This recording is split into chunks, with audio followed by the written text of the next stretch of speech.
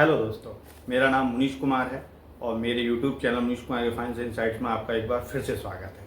जैसा कि आप जानते हैं कि मैं डेली एक फाइनेंशियल इंसाइट लेके आता हूं, आप लोगों के साथ शेयर करता हूं। ये फाइनेंशियल इंसाइट आप लोगों को फाइनेंशियल विजडम देने में और लाइफ में फाइनेंशियल डिसीजन लेने में हेल्प कर सकती है। तो आज की जो फाइनेंशियल इंसाइट है वो है आईपीओ। आईपीओ होते क्या हैं, आईपीओ के लिए क्यों अप्लाई किया जाता है, आईपीओ में कंपनी का क्या फ़ायदा होता है और जो आईपीओ के लिए अलॉटमेंट के लिए अप्लाई करते हैं उन रिटेलर्स का, इंडिविजुअल्स का क्या होता है और उन्हें कैसे मुनाफा होता है, कंपनी को कैसे फ़ायदा होता है, इन सारी चीज़ों के बारे में आज डिस्कस करेंगे। तो आईपीओ होता क्या है। जैसे कि कोई भी प्राइवेट लिमिटेड कंपनी होती है, कोई भी छोटी कंपनी होती है, तो उसे अपने बिजनेस को बढ़ाने के लिए, अपने बिजनेस को एक्सपेंड करने के लिए कुछ फंड्स की ज़रूरत होती है। ये फंड वो या तो बैंक से जाके ले बोरो कर वहाँ से लोन ले जो कि बहुत महंगे होते हैं, या फिर वो मार्केट में किसी से पार्टनरशिप करके या इन्वेस्ट करा के वहाँ से पैसा ले सकती है, जो कि वो भी महंगे होते हैं। तो अब हम बात करें कि दूसरा सोर्स उस कंपनी के पास क्या होता है जो कि वो पैसा वहां से उठा सके। तो ऐसे में कंपनीज क्या करती हैं, ऐसे में कंपनी आईपीओ का रुख करते हैं, यानी कि वो एक इन्वेस्टमेंट बैंकर के पास जाती हैं, इन्वेस्टमेंट बैंक के पास जाती हैं और वहां पर उन अपने बिहाफ पर सेबी में एक आईपीओ के लिए एप्लीकेशन तैयार कराती हैं। एप्लीकेशन जो तैयार होती है उसे आरएचपी डॉक्यूमेंट बोलते हैं, आरएचपी ड्राफ्ट डॉक्यूमेंट बोलते हैं, ड्राफ्ट प्रोस्पेक्टस बोलते हैं। तो इसे आरएचपी यानी कि रेड हियरिंग प्रोस्पेक्टस बोलते हैं।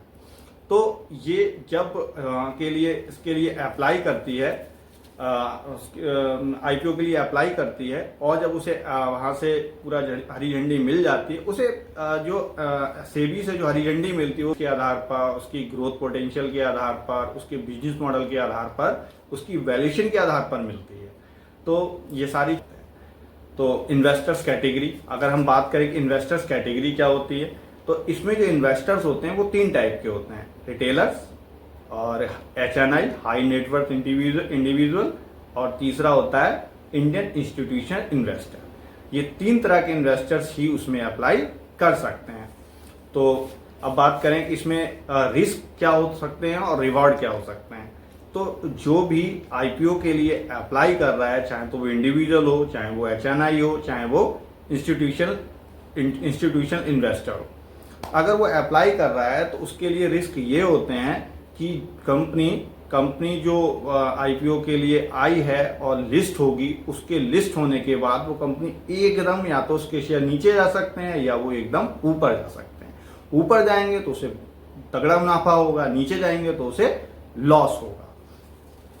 अब अगर बात करें तो बहुत सी कंपनीज अब तक आईपीओ लाई हैं, आईपीओ उनका लिस्ट हुआ है और वहां पर 60 से 70%, अगर हम एवरेज निकालें तो 60 से 70% आज तक की जो आईपीओ आए हैं, 60 से 70% आईपीओज ने प्रॉफिट दिया है और 30 से 40% कंपनीज ने ही लॉस दिया है। अब ये जरूरी नहीं है कोई बड़ी कंपनी आ रही है, आईपीओ आ रहा है तो वही आपको प्रॉफिट देगा, या छोटी कंपनी है तो वही आपको लॉस देगी। अगर हम बात करें कि एलआईसी जो 23 में शायद आई थी और उसने लिस्ट होने के बाद 40% का उसका शेयर गिर गया था और वहां से 40% लोगों को लॉस हुआ था।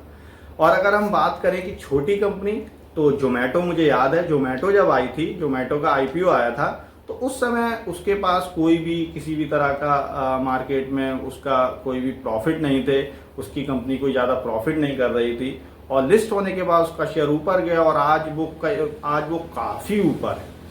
तो अब हम बात करें कि आईपीओ का अलॉटमेंट कैसे होता है। तो आईपीओ का जो अलॉटमेंट होता है वो बिडिंग के आधार पे होता है। जैसे कि आईपीओ के लिए कोई भी जब अप्लाई करता है तो उसकी बिडिंग होती है और एक समय दिया जाता है। उस समय के बाद में जब लिस्टिंग होती है तो उसमें पता चलता है कि उसे अलॉटमेंट हुआ है या नहीं हुआ है। तो ये जो बिडिंग होती है ये उसके जो भी, ये जरूरी नहीं है किसी ने पहले अप्लाई किया तो उसे जरूर मिल जाएगा या किसी ने लास्ट में अप्लाई किया है तो उसे नहीं मिलेगा। ये बिडिंग ऐसे होती है, एक माने कि एक पर्ची के आधार पे होती है कि किसी की भी पर्ची आ सकती है। तो लिस्टिंग गेन, अगर लिस्टिंग गेन की बात करें, लिस्टिंग गेन क्या होते हैं, आईपीओ लिस्ट होने के बाद जब उसके शेयर ऊपर जाते हैं तो जो भी शेयर की जो भी वैल्यू बढ़ती है वो उसका लिस्टिंग गेन होता है, अगर नीचे जाते हैं तो उसके लिस्टिंग लॉस होते हैं, तो जो भी वैल्यू उसकी गिरती है उसे लिस्टिंग लॉस कहते हैं। लॉक इन पीरियड की बात करें तो उसमें उसके जो भी प्रोमोटर्स होते हैं उस कंपनी के या जो भी डायरेक्टर्स होते हैं उस शेयर में उनका लॉक इन रहता है, वो उस कंपनी से उनके शेयर से उतने समय तक बाहर नहीं आ सकते जो उनका लॉक इन पीरियड है। अब आईपीओ ग्रेडिंग की बात करें तो हर आईपीओ की एक ग्रेडिंग सिस्टम होता है, कुछ एजेंसीज होती हैं जो उनकी ग्रेडिंग का काम करती हैं। तो इससे जो ग्रेडिंग का सिस्टम होता है उससे एजेंसी जो है उनकी क्रेडिबिलिटी तय करती हैं कि कौन सी कंपनी कितनी क्रेडिबल है और कितना उस पर विश्वास किया जा सकता है। अगर हम बात करें कि आईपीओ के एप्लीकेशन होते कैसे हैं, तो आईपीओ के एप्लीकेशन ऑनलाइन ऑफलाइन दोनों फॉर्म में होते हैं।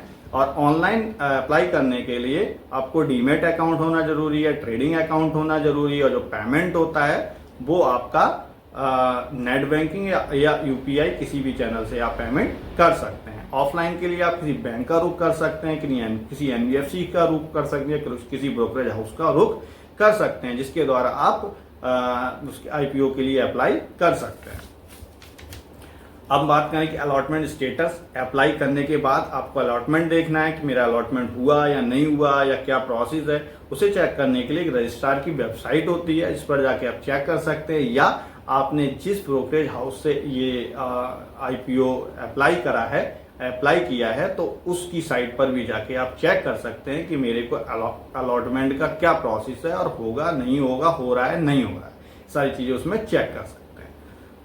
ट्रैकिंग, आईपीओ ट्रैकिंग भी यही होता है। आईपीओ रिफंड, जो भी आईपीओ के लिए अप्लाई करते हैं तो कुछ आईपीओ जो होते हैं सब्सक्रिप्शंस उनके कई गुना हो जाते हैं। जैसे हम न्यूज में पढ़ते हैं कि ये आईपीओ आया, इसका जो सब्सक्रिप्शन है वो 5 गुना हो गया है, 10 गुना हो गया उसका सब्सक्रिप्शन, और कुछ जो आईपीओ आते हैं उनका सब्सक्रिप्शन पूरा भी नहीं हो पाता।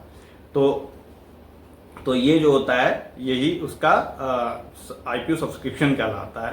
तो जब कई गुना आईपीओ सब्सक्रिप्शन हो जाता है तो जितने भी आईपीओ के लिए अप्लाई करते हैं उन सबको वो आईपीओ नहीं मिल पाता, और जब वो लेस रहता है, अंडर सब्सक्रिप्शन रहता है, तो वहां पर चांसेस बढ़ जाते हैं कि आपने अप्लाई किया है तो आपको भी वो आईपीओ मिल सकता है।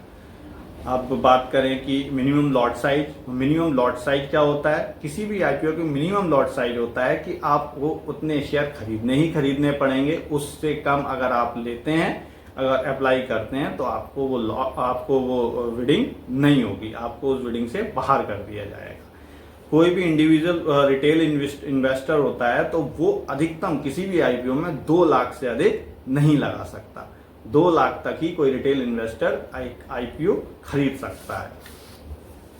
तो ये सारी चीजें थी कि आईपीओ से रिलेटेड, आईपीओ में आपको अप्लाई करना चाहिए नहीं करना चाहिए। देखो, अप्लाई तो कोई भी कर सकता है, लेकिन उसकी जो अलॉटमेंट होती है वो सबको नहीं होती, और जिसको भी होती है तो उसमें भी थोड़ा रिस्क रहता है। हाँ, वो बात अलग है कि 60-70% मैंने जैसे बताया कि हिस्ट्री में 60-70% आईपीओ ने अब तक मुनाफा दिया है और 30-40% ही आईपीओ अब तक नीचे गए। तो थैंक यू। मेरी वीडियो लाइक करें, शेयर करें, सब्सक्राइब करें। Thank you.